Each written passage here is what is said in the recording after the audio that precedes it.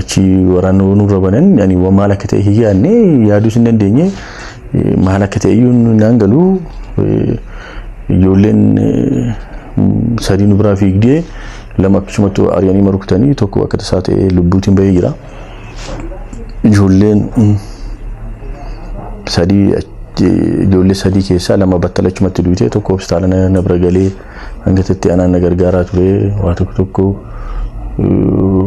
gargaaraa ture boodarrammoo hindu yani inni jechuudha achi dhaabadhu nuun hin jennee hin barbaadamtu nuun hin jennee qaama mootummaati qaama akkas nu godha jee hiyyaanne waraan nurra bananii rasaasan dura na rukutanii ani bilbila ofirraa qaba ture bilbila birrii basadii kiisii keessa jira ture bilbila kiyya baasee sim kaardii isaa caccabsuu yaadadha sanayyuu achi booda rasaasan takkaan rukutanii achi maal akka ta'e beeku boombii nutti darbanii mucaan Abdurrahman Wayyoo jedhamu tokko Addis Ababa University Computer Science graduate dha.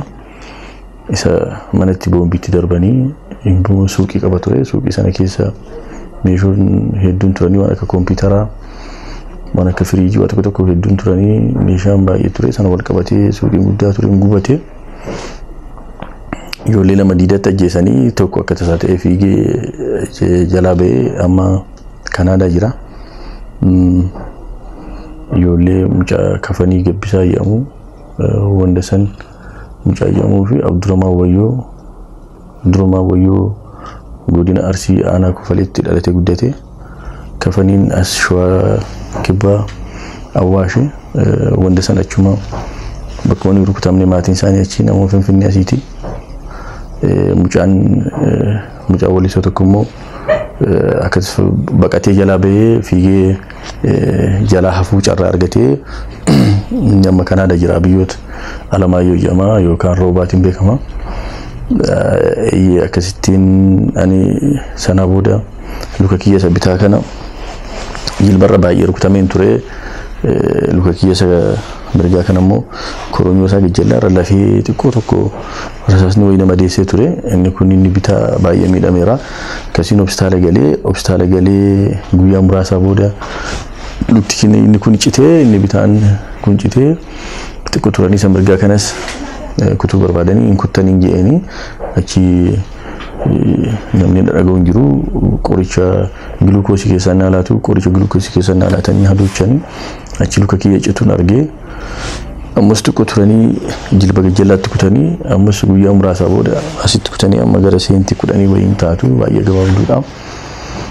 Akkasiin baatii tokkoof torbee lama poolis hospitaalii keessa ture. Achi gara maakalaawii nageessanii maakalaawii madaa kiyyaatiin nageessanii yeroo sana koomaandar Girmaa Kaasaa jedhama amma koomishinar Girmaa Kaasaa Tasfaayee Bullinaa Almaayyoo Halqee Laaftoo Shibbiruu itti qabsootti jira haa qabsaa'u malee qabsoon isaa butamee jallifamee kararraa bayeetiin sa'aatii kanatti gabrummatti deebi'ee yeroo mataan isaa akka gadi qabatamu godhamee saamamee qabsoon isaa du'aa jirutti jira. Kanaan wal qabsiisee qabsoon Oromoo waggaa 150 akkaataa kanaan kabutamaa turellee akkuma qeerroon dheengadda qabsaayaa tureen akkuma dhiiga isaa lolaasaa ture kana warri soddaa saba biraa dhufeetiin kararraa buteeni akkuma sanitti haaluma kanaan asin durallee butamaa ture. Kanaaf yeroo ammaa kanallee haalli qabsoo Oromoo uf duuba deebi'eeti yeroo itti mataan keenya gadi jedhee itti cabnee biyya keenya keessatti qe'ee irratti itti ajjeefamnee itti salphataa jirru waan taateef ummanni Oromoo kanaan booda carraa isa dhumaa waan inni fayyadamuu qabu tokkummaa gamtaan ka'eetiin yeroo ammaa kanatti rakkoon gurguddaan Oromiyaa keessatti deemaa jiru rakkoolee Oromoo addaan qoodanii amantiin addaan qoodanii lagaan addaan qoodanii walitti buusuuf carraaqiin godhamaa jiruutu rakkoo kanatti uumamaa jira. Waggoota 5 dabra tokkummaan qeerroo tokkummaan Oromoo baay'ee jabaatee ture. San laaffisanii keessattuu caasaa mootummaa waan kana dalagu. Mootummaan raayis ta'ee kijiba mootummaa keessattuu fudhachuun qabuun jaan. Bikka jiru nuti gurri keenya duraanis Jawaar Mahaammadi ijji teenyaas Jawaar Mahaammadi. akkasumatti OMN miidiyaa uummataa waan ta'eef jecha dhugaa Oromoo waan dabarsuuf jecha dhugaa Oromoo qofa odoo hin ta'in sabaa sablammii biyya tanaa warra cunqurfame hunda gubbarra baasee waan baasee oofuuf jecha dhugaa isarraa dhaga'uu qabnu OMN qofarraayi. Saniifuu foddaa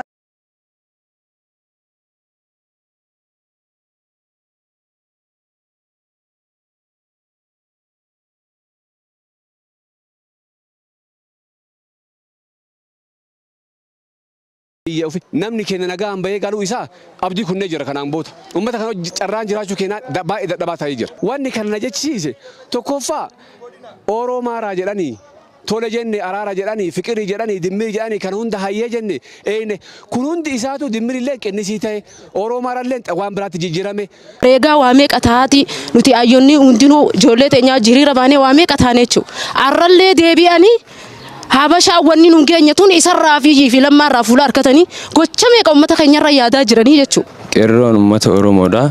Waggaa 5 kana keessa dhumaa bahee dhumaa jira. Ammas immoo nurraa dhaabbatee waggaa 5 dabree nurraa dhumaa jira. Nurraa dhaabbatee jennee turre. Ilaa ammatti nurraa hin dhaabbanne. Doorsisnis ta'ee ajjechaan uummata Oromoorraa hin dhaabbanne.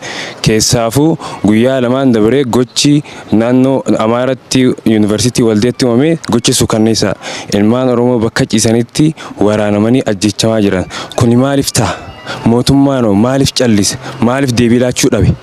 Oduu saba biraa ta'e qaata bahee qaata waan takka godhe. Saba Oromoo irratti garuu Oromoo biyya bulcha jira. Oromoon du'aa maaliif deebii dhabe? Kun maalirraa akka callifamuu danda'ame? Kuni maaliif mootummaan akkatti nu laala yeroo hunda? Gaafiin Oromoo maaliif deebii dhabe? Keenya waan tokko malee barumsaaf banii lubbuu isaanii dhabaniif gaddanatti dhagameef Rabbi rahmata isaanii godhachuun barbaada. Itti aansee mootummaan naannoo Amaaraa bulchaa jiru waa'ee dhumaatii Oromoo tana gizee gaafataman lakki kubbaa irratti wal lolanii jechuun san akka nama tokkotti gadda guddaan dhagahama.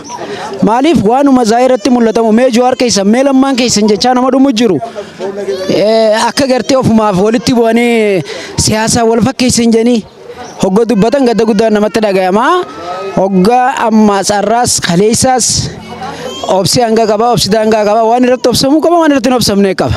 Waan amma waan waldaa keessatti hedduu waan garaa nama gubaati. Tanaachi Oromoon guyyuu gizee Oromoo bulcha jaan yeroo sila Oromoon bulchatu Oromoon dhumaa oolu takka haati Oromoo imimmaa irraa qoreen beeku. Tanaa jecha wanni godhuu qabnu amma ijoolleen teenya yoo naannoo Amaaraa keessaaf nu baate irra wayyaadha. Haala amma deemee jiru kanarratti hedduu waan ulfaatuu fi waan godhuu hin dandeenye namni lubbuu qabu bineensallee akkasittiin diraarsii ajjeesuu hin dandeenye nurratti raawwatan jechuudha.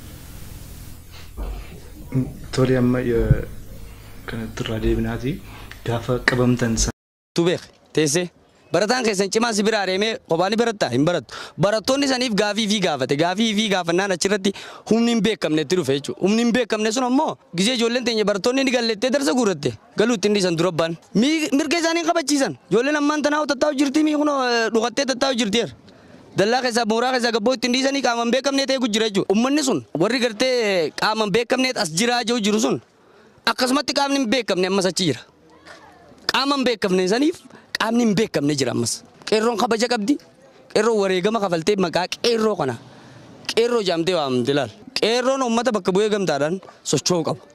Akkuma kalee sanitti ka'ee mirga isaa biyya ofii namni keenya nagaan bahee galuu isaa abdii kunnee jira kanaan booda. Uummata kana carraan jiraachuu keenya baay'ee dadhabaa ta'ee jira. Wanni kana jechisiise tokkoffaa Oromaaraa jedhanii tole jenne araara jedhanii fiqirii jedhanii dimmiri jedhanii kan hunda hayyee jenne eeyne kun hundi isaatu dimmirillee qinnisii ta'e Oromaarallee waan biraatti jijjiirame reeffa keenya fe'anii nu galchaa jiran. Dheengadda qe'ee keenyatti dodola irratti harka nurraa muranii harma nurraa muranii daa'ima keessaa baasan. Sheenaa waggaa 150 nurratti deebisan. Kanarraa ka'e kana jedhe. Kanaafuyyuu uummanni Oromoo yeroo ammaa kanatti wanni taa'ee eegatu hin jiru. Gabrummaan bara Minilikii fi gabrummaan bara Haayila Sillaasee nuti deebitee jirti waan taateef torbaan lamaan dabran kana keessatti mataa keenya gadi nu qabachiisan. Mataan keenya gadi qe'ee keenyatti reeffi keenya guurannee manatti galchine. Magaala Adaamaa gubbatti nama 13 reeffa kanarraa guurame. Reeffi kanarraa guurame. Maancan gajaraan ilma namaa kana nagaan bahee galu karaa nagaan deemu bifa kana waan taateef wanni kana jechuun danda'is kana fakkaata. Haalli kun Itoophiyaa waan ijaaruun jiru haalli kun Itoophiyaa diiga tootaali. Itoophiyaan diigamtee jirti. Uummanni yeroo ammaatiin gadaamii keessatti tuuletiin karaa adda addaatiin mana diraaftii keessatti ijoollee leenjisee Oromiyaa keessatti yeroo ammaa kana waraana bobbaasee jira. Kana quba qabna hordofaa jirra. Kanaafiyyuu uummanni Oromoo tokkoon tokkoo haalli amma jiru haala baay'ee sa'aatii dhumaati irra waan jiruuf warri baaka'eetiin hirribaa ka'eetiin karaa adda dhaabbanni Meeteek ijaarsa warshaa xaa'oo yaayyoo raawwachuuf ture gara aanichaatti kan imale. Haa ta'uutii ergama gama kanaan itti kenname duubatti dhiisuun hayyama hojii albuudaa bakkichatti kennameef osoo hin qabaatin waggootaaf daldala dhakaa cilee irratti bobba'uun saamicha guddaa qabeenya naannichaa irratti raawwachuu isaa dubbatu dargaggoonni kunneen. Iddoon kun dhaabbata Meeteek ture. Waggaa 6 bara 2005 maazaatii jalqabanii hanga bara 2010tti iddoo kana saamaa turan. Iddoo kanarraa jechuudha. Lafa kana jala deemanii baasaa turanii boodan laallatti galee jechuudha. Jaratiyyuu dhakaa cilee kana asii baasee saamee gurgurataa ture. Dhaabbatichi kan dhufe duraanii warshaa xaa'oo ijaaruudhaaf dhufe. Warshaa xaa'oo ijaaruudhaaf dhufeetuyyuu kaayyoo dhufeef dagatee gara faayidaa mataa isaatti goree qabeenyaa uummata Oromoo kana asii saamee gurgurataa ture. Galtee silaa warshaadhaaf bahee galuudhaa qabu gurguratanii faayidaa mataa jalaatiif taasifataa turan. Waggaa hedduu waggaa 6 guutuu asii saamaa turan. Heyyaman qaban heyyama jechuun heyyama seera qabeessa mootummaan naannootti amane kan fayyaa isaanii isaanitti kanan itti darbuu barbaadu yaa saba koo saba Oromoo walga'iin kun ani kana shakku akka walga'ii wayyaanee nu sobaa turan akka hin taane gizee hunda nu waamu nu galmeessu kana isinii hojjannu jechaa turan garuu hin hojjetani barii nu sobu. Barii nu sobu taran kunis akka akkas taane adaraa wal fuundura waan nyaatamu argame waan ta'eef nyaachuu deema. Nuti har'a garuu ijoollee Oromoo otoo latti isinii kennama jennee gabbayee eenyu keenya too nuti isin bahin kottee keenya dura ba'a. Icciitiin keenya icciitii yeeyyii ta'uu qaba. Ijaan wal deeggaruu qabna. Nyaara walitti himuu qabna. Wal to'achuu qabna wal beekuu qabna. Baabala keenya beekuu qabna. Icciitiin keenya qabattoo keenya ta'uu qaba. Icciitii keenya dabarsinee hin kenninu icciitiin keenya icciitii kana ta'uu qaba jechuudha. Isa dhugaa haasa'uu barbaadu keessaa namni Oromoof dhaabbatu kamiyyuu the first Jawaar Mohammad. Ani hammas harka walitti naa rukutuu keessan hin barbaadu jaarraa meeqa lawyer grade up to upper yeroon siniin jedhu sadarkaa gadiirraa amma sadarkaa oliitti harka walii rukunna amma yuunivarsiitii irratti faayidaa hin qabu.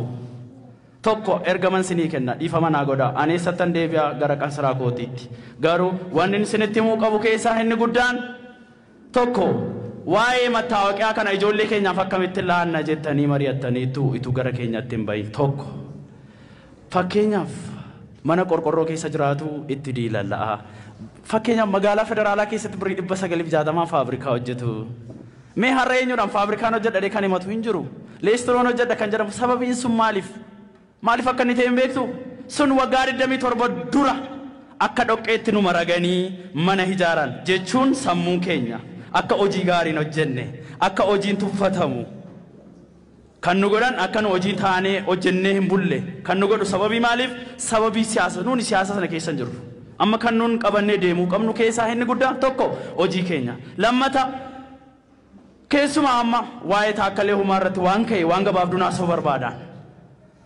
taakkaleen bara paaster filaanirraa kaasee dhaqabsoonni jalqabe arrammoo jijjiirama hanni hirra keessatti galee jiru fakkeenyaaf obbo Kumsaan kaaseera bara Kumsaa bara obbo Dirribaan faa bara Kumaa Dammassaa faa haa ta'u gara obbo pirezidaantii Lammaa Magarsaatti tun dhufin dura akkoo Kadir faa hin jiru namni dubbate hin jiru waa'ee Oromiyaa namni dubbate hin jiru waa'ee magaalaa Finfinnees namni dubbate hin jiru hamma garuu quuqama uummata isaaniitiif waan qabaniif gaaffiin kun hundumtuu irratti ka'e Jawaar immoo wanni irratti ka'e keessaa waan tokko nan beeka inni mumaa inni walii galtee obbolaa gidduutti uumame gidduu galee araarsuu isaan jibbameera.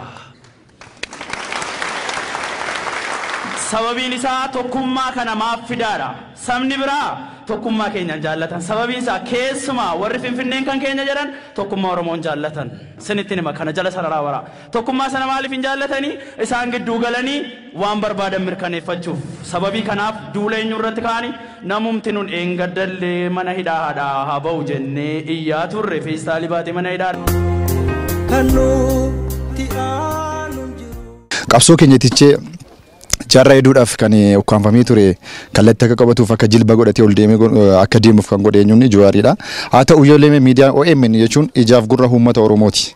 Uummata cuucameef uummata miidhame ifatti baasee sagalee isaa uummataaf ibsa malee wanti inni akka biraa hojjetes hin jiru. Warreen akkas godhan dhimma kana Jawaar irratti gaggeessan kana hayyoonni keenyas beektonni keenyas aktivistoonni keenyas hundi isaanii weellistoonni keenyas kana irratti hirmaannaa godhanii akka ifa nu baasan barbaana. Kana ta'uu baannaan nuti qabsoon keenya qabsoon kanaan duras nutummaan Oromoo qabsoofneeti as hin geenye malee qabsoo keenya firii isaan arganne utama guyyaarra. Aras kan nuti barbaannu qabsoo keenya firii isaa barbaanna. Qabsoo haqaa dhugaa barbaanna. Qabsoo dhugaa haqa kana kan barbaannu yoo tokko taanee wal taanirra uummanni Oromoo falmataa jira, dhaabbataa jira. Ammas Jawaar jechuun immoo uummata Oromooti, uummata saba bal'aa. Ana qofa osoo hin ta'in si qofa osoo hin taane hija uummata biyyattiiti, biyya Itoophiyaati kan Oromiyaa dhiisiti. Kanaaf kana irratti gaggeessuun isaa baay'ee nu gaddisiise. Ammas immoo gara fuulduraatti kallattiitti deemamaa jiru kun ulfaataa miti. Yoo mootummaan dafee to'achuu baate baay'ee ulfaataa fi sodaachisaadha. Nuti qabsoo keenya duubattis hin deebisnu. Amma haqaa fi dhugaasaa harginutti wanti nu duubatti deebisus hin jiru, wanti duubattis nu dhiibu hin jiru jechuun barbaada. Ani mootummaadhaa fi tuttuqqiin uummata Oromoo irratti gaggeeffamaa jiru kun baay'ee ulfaataa jira. Haa ta'u